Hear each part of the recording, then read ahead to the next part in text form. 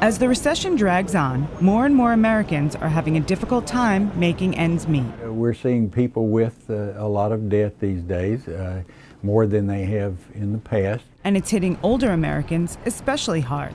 According to a survey by the Federal Reserve, about half of all households headed by someone aged 55 to 64 carry credit card debt. And more than a third of those headed by someone aged 65 to 74 are also carrying credit card debt.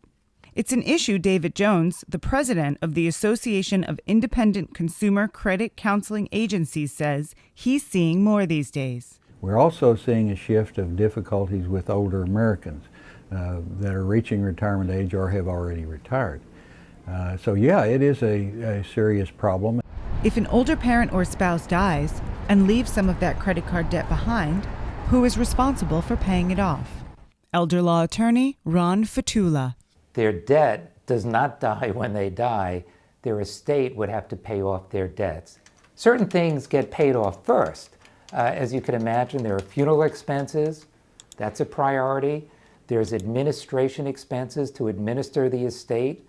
Of course, the U.S., federal, and local taxes have to be paid. Here are the basic rules. If the card was in an individual's name only, then only that individual is responsible for the debt. If a spouse, family member, or business partner signed the card as a joint account holder, then the surviving account holder will be held responsible. If there is another person on the account as an authorized user, but not a joint account holder, then that person is not responsible for the debt. The exception to the rule is in states with community property laws.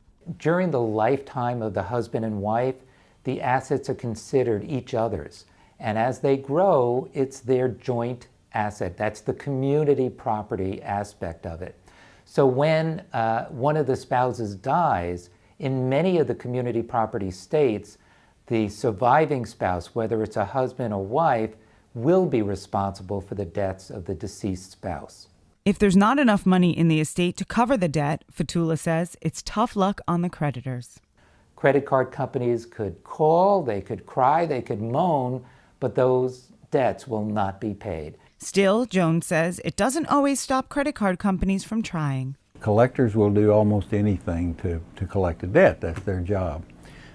So consumers need to understand that and not be intimidated. That's the big thing. Don't be intimidated by threats from collectors at all.